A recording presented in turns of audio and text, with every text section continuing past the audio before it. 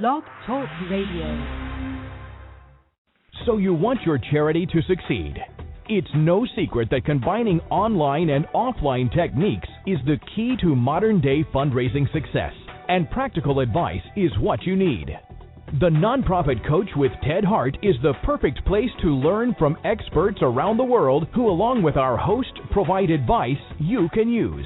Ted Hart is without a doubt one of the foremost nonprofit thought leaders. Also a successful author, his books cover a broad range of topics from major gift fundraising to use of social media and how to succeed online. Ted lectures around the world, but now he's here for you. From the latest in charity news, technology, fundraising, and social networking, Ted and his guests help you maneuver through this economic downturn in the charitable sector to greater levels of efficiency and fundraising success. Remember, this is a live call-in show. Become part of the show by adding your voice.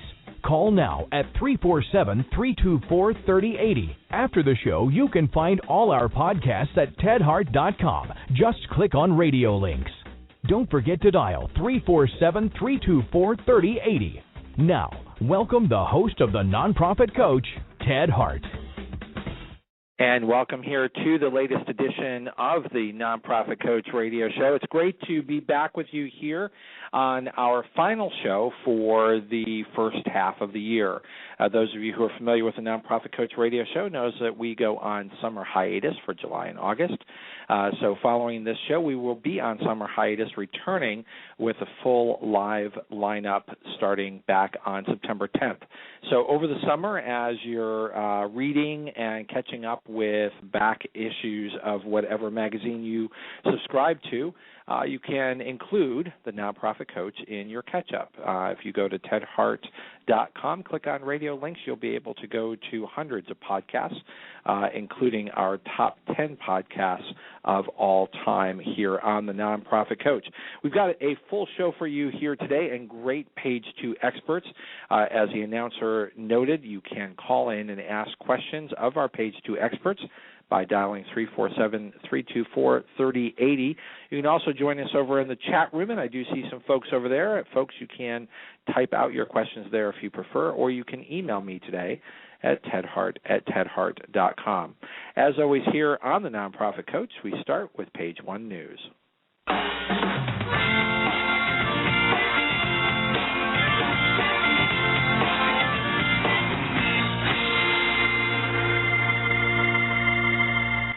First up here on the Nonprofit Coach, over in page one news, you can follow along by going to tedhart.com and click on radio links.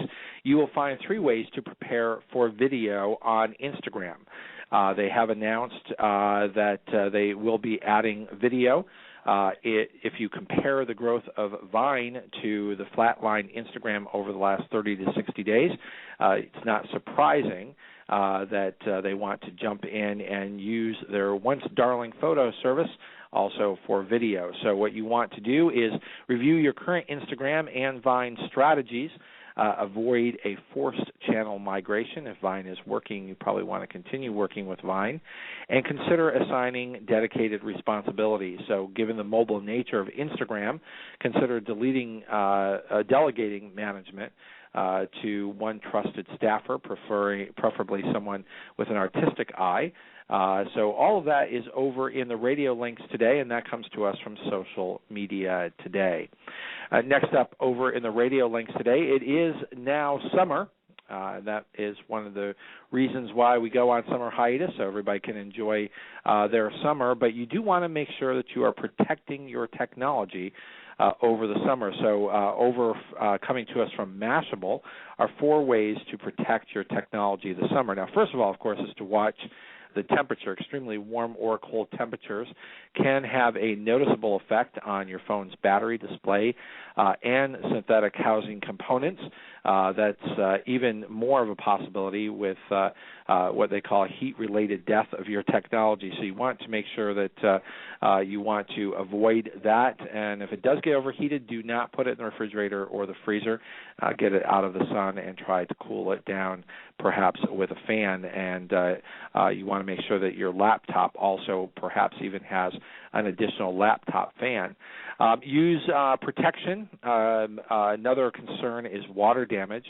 While your current cell phone case protects against damage from dropping your phone, it will have little protection when it comes to liquid or dust or sand, which often can happen. So there are some folks out there, Smart Skin for smartphones is a way for you to cover your phone if you think that you're going to be in some questionable areas. You also want to make sure that you keep it dry, and there is a group called Dry Case that will help keep all of your technology dry during the summer.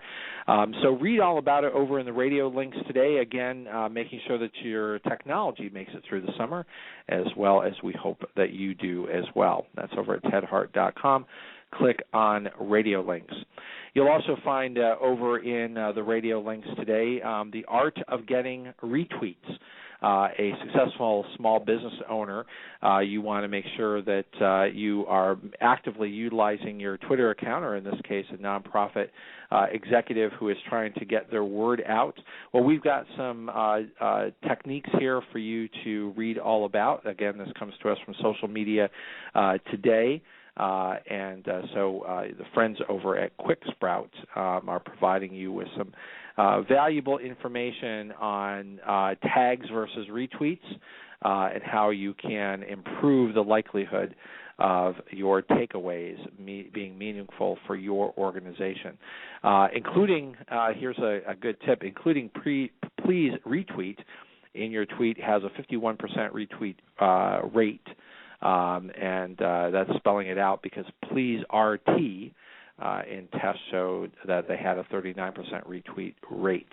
So read all about that. In addition to, as we've shared with you many times here on the Nonprofit Coach, try to limit your tweets to 100 characters because that leaves room for the RT, the retweet, a comment, and the user's name. So try to keep those tweets down to 100 characters over the summer, and let's see if you can't come out of the summer with a larger audience of people following you over on Twitter.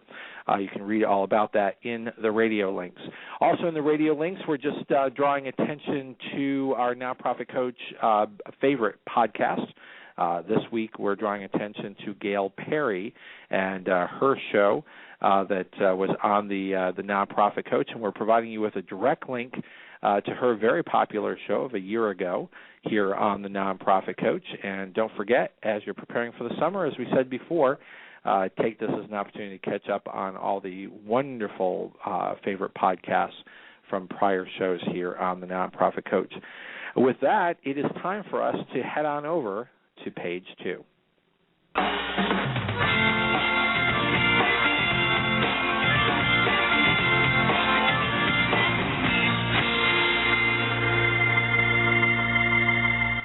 Now, we have two fantastic guests for you here on the Nonprofit Coach for our pre-summer show.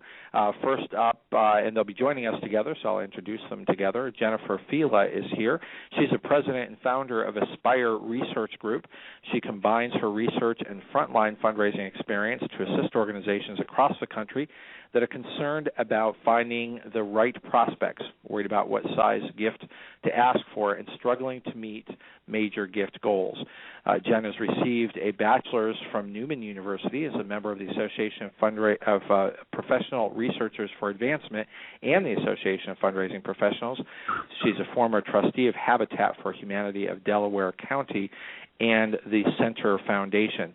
I also want to introduce for you today Helen Brown, who is the president of the Helen Brown Group, a full-service prospect research consulting firm working with clients globally. The largest consulting firm of its kind, HBG, is headquartered in Watertown, Massachusetts, and has 9 employees with offices in 4 states. Prior to founding the Helen Brown Group in 2002, Helen directed advancement research departments at Northeastern University and Harvard School of Public Health. Helen has has been a development professional since 1987 when she became a prospect researcher at her alma mater, University of North Carolina at Chapel Hill. Ladies, it is really a pleasure to welcome you here, and of course, you are co-authors of a terrific new book that I want you to introduce here on the Nonprofit Coach. Today is our AFP Wiley radio series show, which is part of a year-long promotion and a program that we have with AFP and Wiley for terrific new books. So welcome here to the Nonprofit Coach, Helen Brown and Jennifer Filla. Thanks so much. It's great to have having you. Us.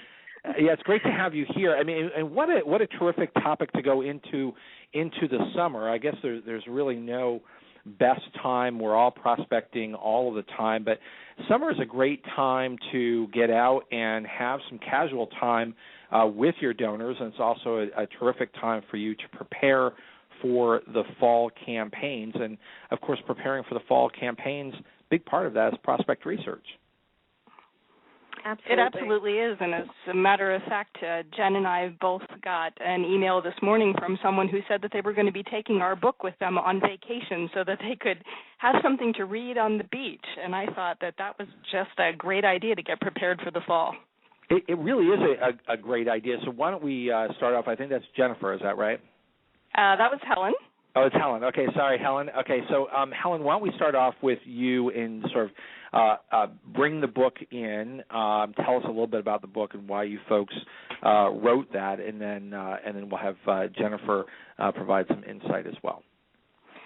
Well, actually, if you don't mind, I'd like to throw it to Jen because she was actually the one who was approached about this and really got the whole ball rolling. So if you don't mind, I'll throw it over to Jen. Great. Absolutely. Thanks, Helen. I was really excited when the Association of Fundraising Professionals started looking for an author to write a book about prospect research because there really wasn't a book out there that was directed at fundraisers. So prospect researchers can often tolerate a lot of dry material. Fundraisers are people, and they really want to find the most important information to get out there and talk to donors. So excited to write it for fundraisers and excited also to bring in someone like Helen who has just this depth of experience, especially with, really large shops. And I think sometimes smaller organizations feel like they can't do prospect research because, they don't have the resources of a large school or hospital. And it's just not true. So Helen and I work together to really debunk that and provide everyone with tools that can be used. Would you agree? Helen, let's jump over there because I think you're absolutely right. I think you're really hitting the nail on the head that there are so many organizations out there who are fearful that they don't know enough about their prospects, but they also have sort of discounted that they really can't do research the way other organizations are able to successfully research. So, Helen, what can be done, and what is the difference between large and small shops? Well, that's a really great question. And one of the things that Jen and I discovered through our partnership in writing this book was that our experience, Jen's primarily with small and medium-sized organizations and mine with medium and large-sized organizations, really meshed really well. And places where we thought that, there might have opportunities where we wouldn't agree, the beautiful thing was that we were able to really each of us were able to learn from the other about areas that we weren't all that familiar. And so the book actually became much more rich than it would have been if just one of us had written it. And I think that that's one of the really nice things about it is that it really doesn't matter what size shop you work in, that the book will be able to help you and give actually, some concrete ideas for great prospecting ideas, great ways to manage prospect management, even if you're a one-person shop or if you've got a huge prospect management capability. and data analytics. Even, if you're a one-person shop, we included tips and tricks in there for somebody to just do some quick and easy data mining, all the way up to really sort of complex ideas about how data mining and modeling can be used if an organization is much more has more capacity for that. So we really tried to include lots of examples, really concrete examples and ideas, some tips and tricks, and then, of course, lots and lots of resources of other places that people could go for more information too. And in providing that kind of background, what sorts of research is available? Research for prospects. So in the resources area, what kind of research can actually be done? Do you want to take that, Helen, or? Sure. Well, when just in the very beginning, when an organization is just trying to figure out who are our best prospects, whether they've got a database of 15 people or 15 million people, it really doesn't matter. Sort of as a fundraiser, going through your database one person by one person by one person, it's going to be really slow going. It's not a very efficient way of trying to identify new prospects. So one of the ways that prospect research can help in prospect identification is really important is by doing it by looking at the database as a group, right? So one of the best ways of doing that is, of course, to do a database screening. And for organizations that haven't done a database screening, it can be an incredibly powerful tool to help float up some of those prospects to the top. And a lot of organizations that I talk to say, oh, we already know our best prospects. We've been going back to the same people for the last 15 years. And then I start talking to them about attrition. So tell me about your attrition rates in your database. Right, and I want to just jump in here because I absolutely agree with you, and I have yet to advise a nonprofit organization who went through this process who did not identify people that they had no idea had true wealth. So I want to focus on what does this kind of screening mean. This is something that is electronic, and it's something that is done externally to the organization, right? That's absolutely right. Okay. So walk us through that process. What does that look like? What can the cost be? And why is it such an important budgetary item for a nonprofit when they're going to get started? Well, so the basic way that it happens is that an organization contracts with a database screening company, and they provide their database, the names, the address, the contact information in their database, and the vendors will all give you the parameters, the fields that they need to see the information in. So the information gets sent off to the screening company, and it gets matched to information in their database. It's all publicly available information. There's no sort of, secret, scary stuff in there. It's all stuff that's right, publicly because that's going to concern a board of directors is going to say, okay, well, what are we doing here? And, is this going to come back and haunt us? Are people going to be concerned that we're doing some sort of super secret sleuthing on people that just makes everybody nervous? Is that a concern that our listeners today don't really need to be concerned about? It is something that they absolutely do not need to be concerned about because the vendors are not allowed to sell and we're not allowed to buy information that is not publicly available information. So, and of course, we all have to abide by codes of ethics, either the APRA Code of Ethics or the AFP Code of Ethics. So the information that we are sourcing is all information that's been pre-vetted to only be publicly available. For example, information that is in assessors' offices' databases. So that's, you go down to your county assessor's office and you get the assessment on a property. You find out the fact that someone is a director or executive of a publicly held company. Or that they're an owner of a privately held company.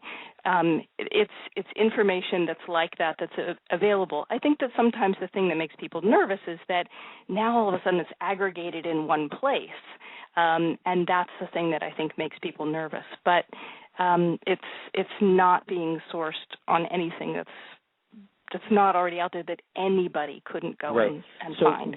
So for listeners who may not be familiar, what is APRA Code of Ethics? What is AFP Code of Ethics? What are those organizations? And by subscribing to those Code of Ethics, what does it say about the use of this data? Can I jump in and answer that one? Please. I get a lot of questions about the ethics of pulling all that research together, whether it's through a vendor that does a large screening or, when we look specifically at one individual and pull information from public sources. And the APRA Code of Ethics is specific to researchers, and it says things like, if you're going to, let's say, call the tax assessor's office to verify information about a property, you need to identify yourself. And I always tell people, if you need to be anonymous, then you probably shouldn't be asking the question. Mm-hmm. So it covers things like that. More specific about researching. AFP, the Association of Fundraising Professionals, is all about donor rights. There's actually, when we talk about a code of ethics, AFP goes way deep and gives you specific examples for each of its tenets. But I think the rule of thumb that we all go by, whether we're a frontline fundraiser or an individual researcher, is will the information we find further the relationship with the prospect, with the donor? And that's kind of a nice rule of thumb that covers a lot of things. We've seen a lot of organizations getting sued now by donors who feel that their gift was not administered properly. And in times like that, all of the records that we're holding may become open. And I would never want a donor prospect to read a prospect profile or read a database record and be uncomfortable with the information that was found. So is that sort of a rule of thumb that, say, a specific donor, if they were to gain access to your print files and your digital files on that prospect, that there would be nothing in that file that would embarrass them? True. Yes, and that's very tricky. A lot of gray area. Not embarrass them. What does that really mean? Sometimes it means understanding a little bit about the donor's motivations.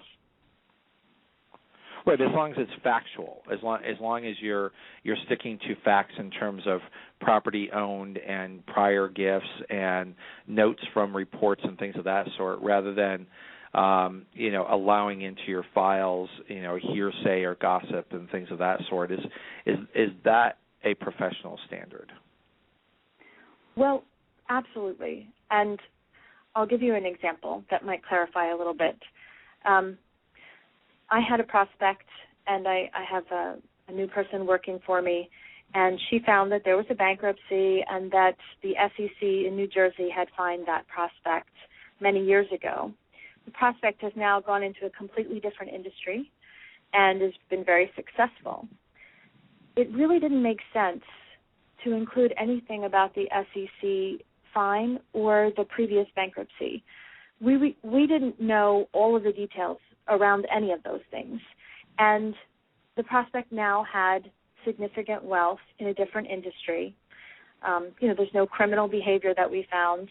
So, there's a lot of gray area, but when we asked ourselves, will it further the relationship, whether we're looking for wealth or inclination to give, to include that past information, and we didn't feel that it met that threshold. And is that a matter of professional sort of gut check, or is there a standard that you would suggest?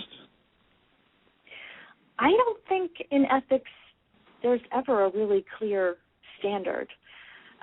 There are laws, privacy laws, that affect what we do, and public information that puts the prospect in a false light. There is law behind that, and that's still pretty gray and open to interpretation. I'll tell you where I think people get tripped up a lot with prospect research, whether it's, and you can chime in, Helen, a large place or a small place, is how much do we share? So we get our screening results back, or we've created a profile, an in-depth report on an individual, all from public sources. Now we are going to go on a solicitation with our chair of the board. How much information about that prospect do we share? So is there another side to this data, and that's who has access to it? Absolutely. And we need to think through carefully, who has access to our digital records, who has access to our paper records, what should we be putting into digital, what should we keep in paper. Mm-hmm. And there are where do you go? Is it these codes of ethics that you go to identify how to make those decisions? Yeah, and actually I was just going to say, if you go to the APRA website, so that's the Association of Professional Researchers for Advancement, and the website is aprahome, aprahome.org. And if you look under the APRA Community tab, you'll be able to find a slide-down menu that's called Professional Standards, and that's where the APRA's Code of Ethics is found and other professional standards.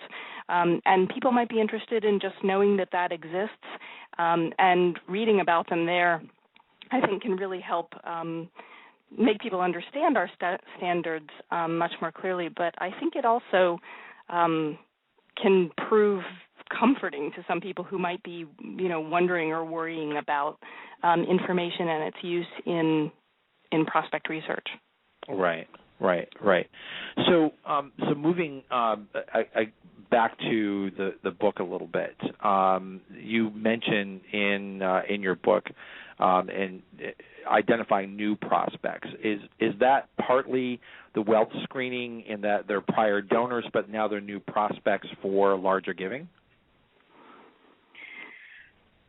Well, that's right.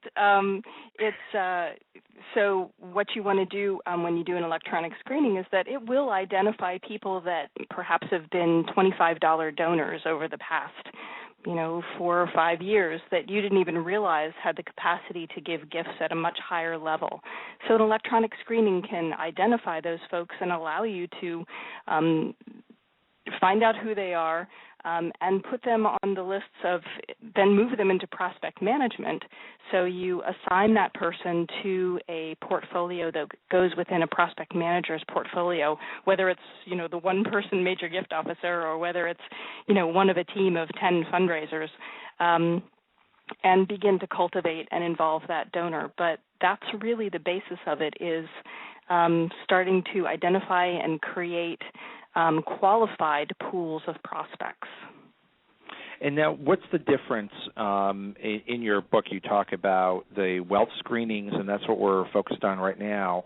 What's the difference between that screening of your current donors and donor modeling? Ooh, that's a good question. I'll feel free to jump in here. Although, when coming from the smaller organizations, many times there isn't a good data set. So the database where all the gifts are recorded may be less than 5 years old. Maybe it was paper before that, or maybe things weren't recorded accurately or in the same place every time. The larger the data set is, so once we're going 10,000 records or more, and you see that a lot at universities and hospitals because there's patients and alums, you have the opportunity now to use more statistical data modeling. And that's a whole new bag of tricks that allows you to make some predictions about who's likely to give, not just who has wealth. Is that an accurate description, Helen? Do you and agree? I think that what you're trying to do is you're trying to look at the characteristics of what are those people who are already our solid donors. What do they look like? Okay, so now we have a list of what those characteristics look like. They may be people who are graduates who also have a spouse who's a graduate. They may be someone who was at was a member during a particular time, whatever those characteristics are. Okay, so now we have that list of characteristics of our best prospects. Now let's take those characteristics and apply them to the rest of the database so that we can see who else in the database looks like those people. And then that gives us a whole other group of people to start cultivating. Well, and in doing that prospect, do these companies direct you to new prospects, or again, is this we didn't find actual indications of wealth, but they model close to other donors that you have? I mean, at what point are you looking outside of your own donor database, or is your part of your message here that your best prospects are in your database right now? Well, I think always. Go ahead. My philosophy is that you always need to start with your home first. Start with who are the people who already love you? Who are the people who have already said with their money, with their time, whatever it is, that they consider you worthy enough of their hard-earned dollars, right? So you start with that group. Then you move a little bit further out. Okay, now who are the friends of these people who are our donors? So we tend to look at that. Who are the connections of our board members, right? Or who are the connections in the foundation world that we know through our board and through our top-level volunteers. Mm-hmm. Then going a little bit further out, then what are the companies that might make donations to us? Who else is in the community? So I like to start from the center and then move out. It doesn't mean that you certainly do want to look for donors that are outside of your database. I mean, obviously, maybe you're an organization that sends out direct mail, or maybe you're an organization that works very strongly through your board to identify community potential donors, or maybe you go out to your vendors. Maybe that's an area you look as well. But it always makes sense to start with the people who love you most and cultivate that and build a strong so this foundation is a step-by-step process that starts with the electronic screening of your current database, which sort of organizes your entire database around where your best prospects onto who are those folks that we don't know an awful lot about, and so those get assigned to direct mail? Well, I think what a screening and modeling, what they do is they prioritize. So now I can pull a report that says, I want to see every person in my database who has a capacity rating score, the ability to make a gift at or above 100,000, and who has a likelihood, a predicted likelihood to give score of, whatever high rank. And where does that come from? Are all of those come from the wealth screening companies? Are they all built similarly, or do you want to give us some insight into who you think particularly has this kind of insight? You want us to name names, Ted? On this show, you can name names. We try to provide the very best information to our listeners, and so that's completely up to you. Well, all of the vendors, my opinion on this, Helen may not agree, all have a certain little niche. They're always trying to define themselves differently. So, but is that meaningful, or is that marketing? No, I think some of it is meaningful because it's a very competitive market for the vendors, and they're constantly innovating. And they're actually, I feel, constantly getting better at what they do. And it's different if you have 5,000 records versus 40, 50, 100,000. And I feel they're pretty competitive. I have my favorites for, smaller organizations. Because of the suite of tools, they often come with a suite of tools. So they have their own proprietary ratings that they'll give you, and many times part of the screening, or almost all the time, is a subscription to their tools, so you can look up information on your own. Do you have favorites, Helen, that you want to talk about? Well, I think that one of the things that you just mentioned, Jen, is that all of the screening companies have a follow-on online tool that can be used. some people find that they love one of the tools. Other people find that that is too basic for them and they want something more complicated, or they want to be able to run screenings, upload files on their own and do that. So what I always tell clients is, if you are thinking about going through a database screening and you're not going to use a prospect research consulting company to help you go through the process, then really think about what you want that tool to look like. And what I always tell people is, pick 3 companies, do your research, go online, take a look at all of the different vendors, and then get in touch with them and say, I'd like to do a free 1-week trial of your online web service. Then get the free trial the exact same week. So you're looking at 3 resources during the exact same week. Plug the exact same names into those 3 different services. So you plug in people that you know really well that are in your database, people that you don't know very well at all that are in your database, and staff members, including yourself. Mm-hmm. Do that into all 3 and see what results that you get back. And that's really going to tell you a lot about how you feel about each tool that you've used, how easy it is to use, what kind of information you got back from it. And I find that often can tell you a lot. That one simple test that really only takes, maybe a few hours of your time to do it, really is a great test to tell you what kind of product you want on the back end. And then in terms of which screening company to choose, they all have things, as Jen said, that are slightly different about them, that are a niche about them. And they're really good about putting on vendor demonstrations. So, I always say go through that process as well, but then also make sure that you ask them for references and call the references and say, how responsive were they? Did they do it when they say they were going to do it? What did you think about the results when they came back? If there was a problem, did they fix it? And make sure that you talk to the references, because, it may be that the product is absolutely great, but their customer service is terrible, and that doesn't do you any good. Right. We're going to take a quick break, and when we come back, we're going to get at least 3 names that are worth checking for these important services. So we'll be right back here on the Nonprofit Coach. Every day, millions of people are online, many of whom want to help, volunteer, and donate to a good cause. Nonprofit organizations can use many Google tools to reach potential donors around the world and raise more money. And as an approved nonprofit, it doesn't cost a thing. It's all free.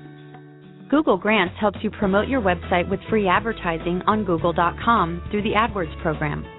With Google AdWords, you create ads and choose words or phrases related to your nonprofit organization. When people search on Google using one of your phrases, your ad will appear next to the Google search results under the Sponsored Links section. AdWords allows you to target certain geographic areas, dates, and times of day for your ads to appear. YouTube for Nonprofits is another tool that can boost donations to your organization. The program offers a number of perks that get your message out there and drive viewers to take action and donate. You can list your organization on YouTube's nonprofit channel and add call-to-action overlays on your videos to drive viewers to donate. Need help analyzing your website traffic and marketing effectiveness? Google Analytics is a free tool that will give you rich insight and help you increase the number of people that visit and donate to your site. Google Analytics can be invaluable to many people in your organization, such as development directors, marketing staff, and your web team. There are many other tools that can help you reach more donors and raise funds, like Google Checkout, where you can process credit card donations with no transaction fee, Google Sites to create a free website, and Website Optimizer, where you can figure out the best landing pages to turn site visitors into donors. To get started, apply for Google for Nonprofits today. Remember, our podcasts and archives are always available 24 hours a day at tedhart.com. Click on radio links. If you're listening live today, the phone lines are open. Call in and ask a question by dialing 347-324-3080. Now, back to the Nonprofit Coach with Ted Hart. And we are back here on the Nonprofit Coach, and we are here live with Jennifer, Filla, and Helen Brown. So, ladies, nonprofit organizations should test at least 3 electronic screening services before they make a decision. At least 3 names. Okay, I'll give you 4. How's Good, that? 4. Great. Okay, and they are in alphabetical order. That's good. Okay, so we've got DonorScape, Donor Search, Find Wealth Online, which is a Wealth Engine product, and Research Point, which is Target Analytics, which is a Blackbaud product. Okay. So and those are all screening companies. All screening companies. Now, will they? What do the fees generally run, or what sort of a range that you've seen that would seem acceptable or agreeable to you if my listeners were to encounter those quotes? Well, it depends on the size of the numbers. So it's a lot cheaper to run 1 million records per record than it is to run 1,000 records. Now, will these companies run 1,000 records? Is there a sort of a minimum before they'll take you seriously? Oh, yeah, no, they'll run 100 records. I mean, okay.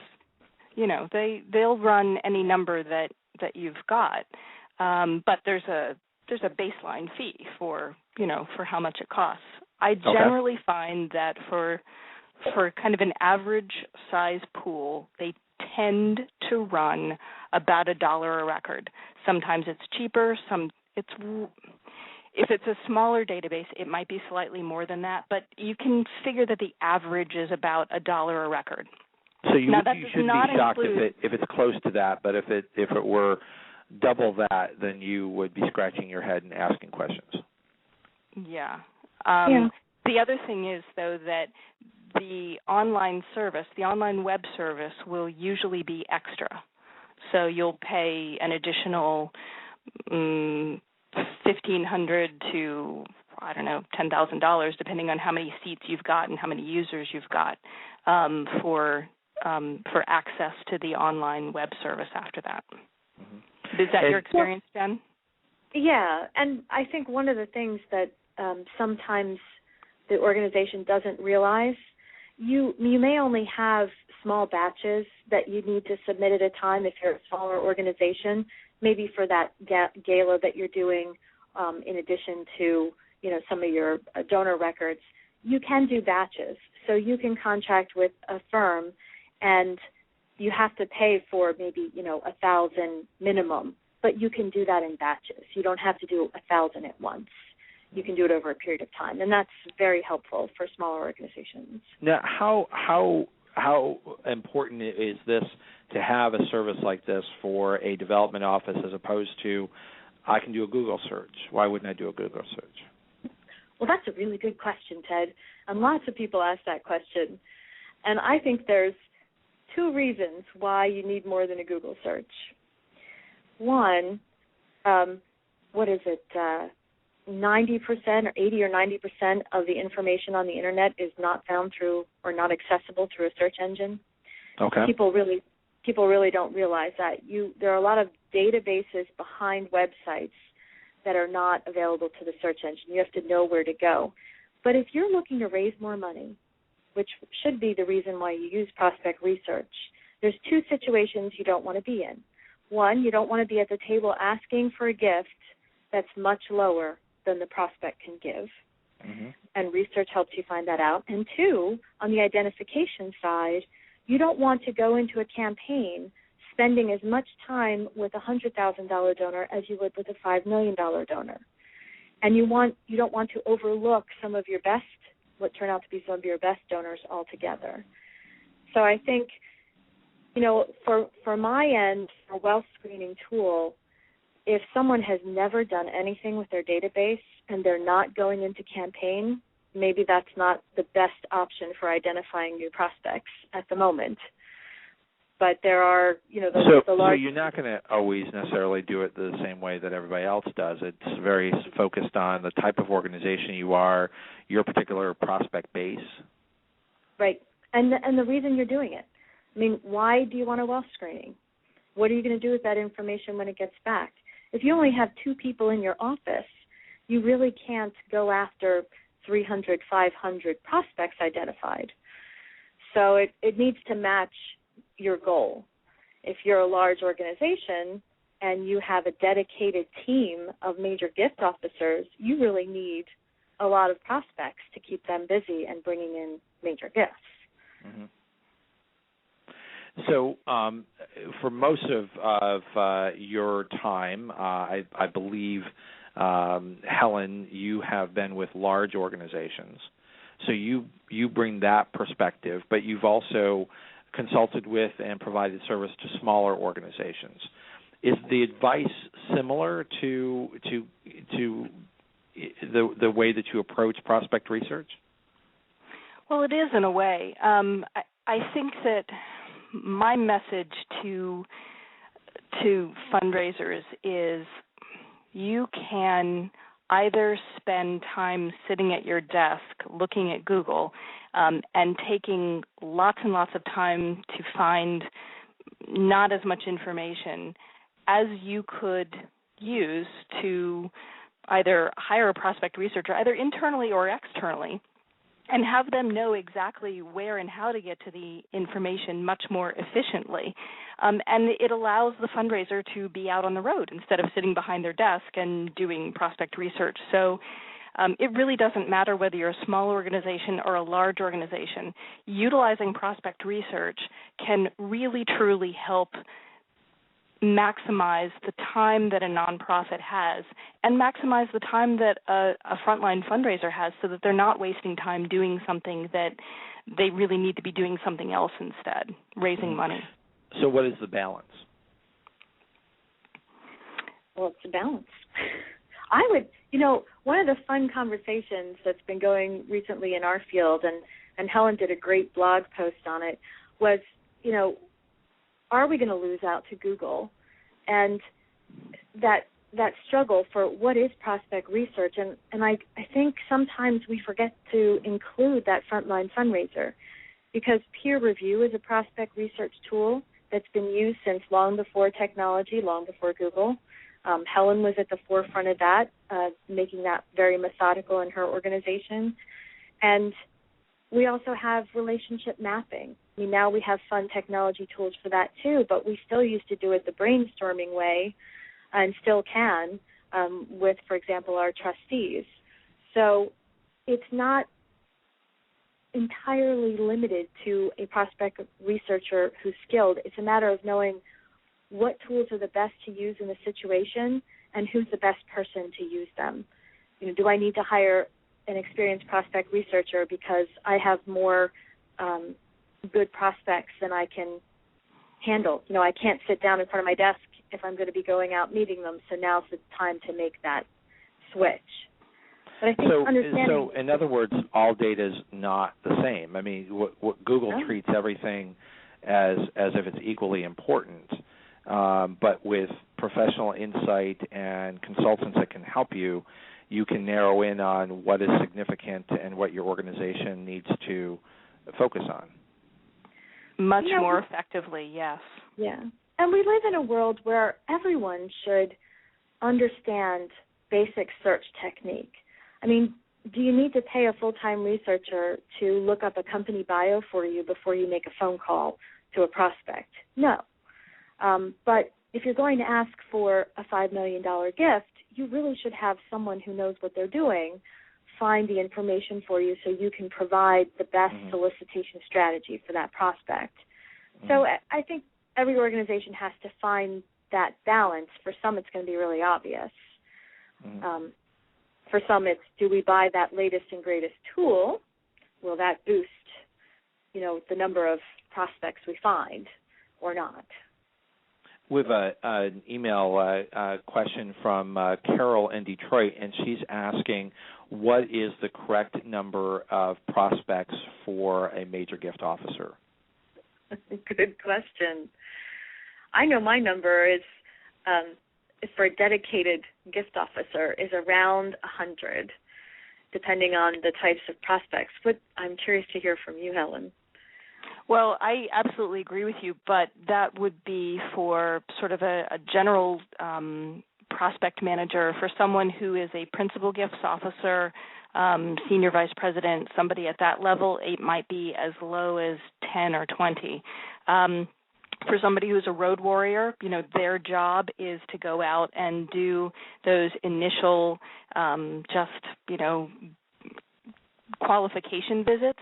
It might be as many as 150. It might be 200. I mean, I used to work with this guy who he was one of the best road warriors I knew, and he could go through a portfolio of 150 every single year and help. I mean, his job was just to go meet with the folks and then help move them into the correct other prospect portfolios that the other prospect managers had. It was really efficient. It worked well, but, he could do that. Mm-hmm. Mm-hmm. But you wouldn't expect that from most gift officers. So those are rough numbers in terms of if you're hiring someone and what you can expect. Because we have a lot of listeners who have smaller shops, or maybe it's an executive director who's trying to determine, how do I hire somebody who's going to be really effective and efficient in helping me? How do I evaluate whether or not they're being successful? True. Another thing I wanted to ask you to sort of weigh in on, because I find that a number of development officers, certainly probably not on purpose, but I just need one more piece of data. I can make the ask if I do a little bit more research. When is enough enough? Analysis paralysis. Yeah, that's I actually had a phone call from someone who found me on the internet. And she said, I've told my board I can't make a single phone call until I have a research profile on every single one of these prospects. And maybe that's an extreme example, but any time research is holding you back from getting a gift from a prospect who's, ripe and ready to give, that's a problem. Mm-hmm. Helen, are there any standards or policies that you see in place that at maybe institutes of higher ed that I think that's an instance where a prospect review meeting works really well. And a prospect review meeting can just be the prospect manager and their supervisor, whoever that is, hopefully a more seasoned fundraiser, who can also take a look at the information that's in front of them. Sometimes it's just we've got all the information that we can possibly get from research. Now we just have to go and do the very best we can with the information that we've got.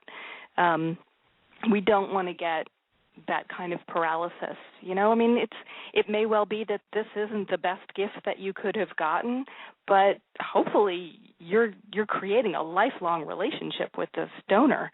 It's not going to be a one gift and you're done kind of thing. So hopefully there are other gifts down the road. You know what else? I was just thinking, a lot of times development professionals get into the job, and they're not always given the best training on how to take a person from their first gift to the organization to a major gift. And it's intimidating and it's scary, and they kind of procrastinate on making those phone calls and maybe use research as an excuse when that's available, and not intentionally necessarily. But I think when you have a really good prospect research professional, you get so much more than data. And this is the conversation that's been going on. You get strategic information. So I can tell you, not just what they own and where they've given, but give you suggestions as the fundraiser. Well, they're this kind of donor based on their giving history. Invite them to this kind of event. Introduce them to these kinds of people. And sometimes that segue, whether it's in a prospect review meeting officially or sort of unofficially in a smaller office, I think can go a long way towards helping the development professional move forward with their prospect. Well, I find it interesting that because I think that there's sort of a school of thought that's moved so much closer to the electronic screening side that almost that's enough. And it sounds to me that you're really advocating for using that as a precursor to the traditional face-to-face volunteer and staff review before the strategy is put together. Yeah, it's the first step. It's not because the last. I think for a lot of I think for a lot of organizations, they're used to doing that kind of activity because that's all that they've known.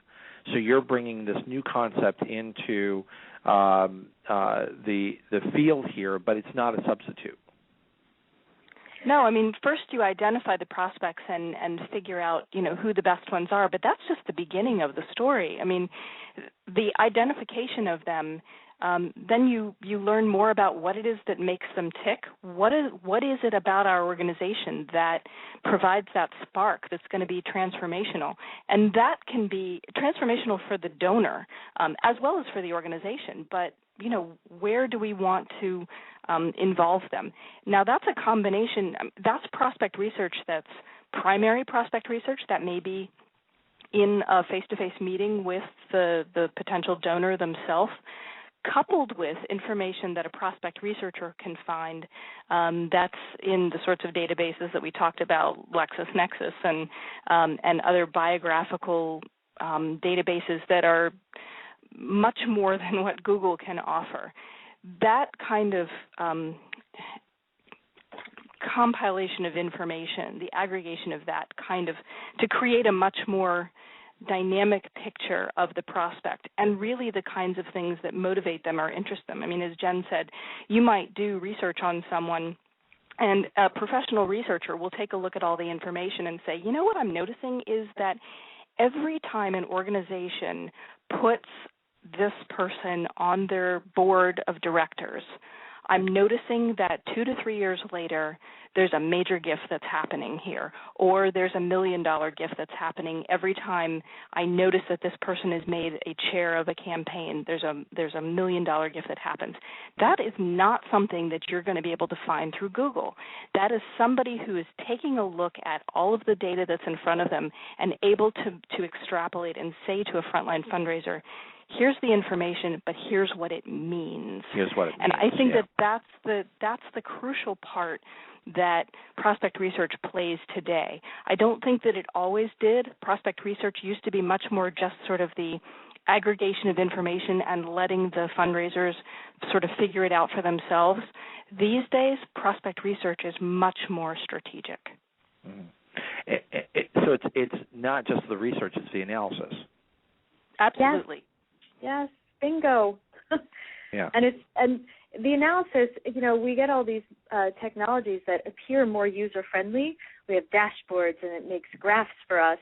But if we have no idea what that means, how to translate that into actions with our donors, we're still pretty lost. Mm-hmm. Mm-hmm. And that's really where working with a professional can make such a big difference for the organization in terms of being efficient, because if you're limited on your staffing, then you need to be as focused as you can be. Absolutely. And also supporting and making sure that if you're working with an in-house prospect researcher, making sure that they continue to be trained because, as we all know, the technologies, all of the resources that we're using, they're changing every single second, really. Mm-hmm. And one of the things that doesn't make sense is to have an in-house prospect researcher who, you hire them, but you don't give them the tools to do what they need to do, or you don't give them the continuing education that allows them to be on the cutting edge. And so that is really important, too. It's not just whether you do it in-house or whether you hire a prospect researcher to make sure that they have the resources that they need to do the job well. Well, what a terrific book as part of the AFP Fund Development Series, Prospect Research for Fundraisers, the Essential Handbook. Today here on The Nonprofit Coach, we've had two eminent experts in this area. Ladies, we're coming down to the final few seconds of the show, so please share with my audience how can they reach Helen Brown. Thanks very much. It's been wonderful to be here. You can reach me through my website at www.helenbrowngroup.com, or you can email me at helen@helenbrowngroup.com. Also, I'm on Twitter at AskHelenBrown. That's perfect. And Jennifer Filla. Yes, it was fun. Thanks for having us, Ted. And I can be found at aspireresearchgroup.com. I'm also on Twitter at JenFilla. And available, email, all those good things. I have a kind of odd name, so it's pretty easy to find me. That's terrific. Well, ladies, thank you so much. Have a wonderful summer. This is the last show of the Nonprofit Coach. As we now go into our summer hiatus, we will be back live here on a weekly basis, again, starting September 10th. So take us with you on summer vacation and enjoy the time away from the Nonprofit Coach. Ladies, have a terrific, terrific summer. Thanks. Thanks, you too. Take care. You've been listening to the Nonprofit Coach Radio Show with Ted Hart. Tell all your friends to check out our production schedule and download our iPod and iPad-friendly podcast at tedhart.com. Thanks for listening to the Nonprofit Coach. When it comes to cleaning your house, who doesn't wish un galán with a trust fund swept in and passed the mop to your evil stepmom like in the telenovelas? Hola, it's Chiquis here, and although life isn't always like in the soap operas, Fabuloso does bring a clean that's always over the top. Get your home dramatically clean anytime you like, without any evil mama drama. Just long-lasting lavender freshness. That's Fabuloso, taking the drama out of any mess. Fabuloso's 2x concentrated formula provides 2 times more active ingredients versus non-concentrated Fabuloso Original. Use as directed.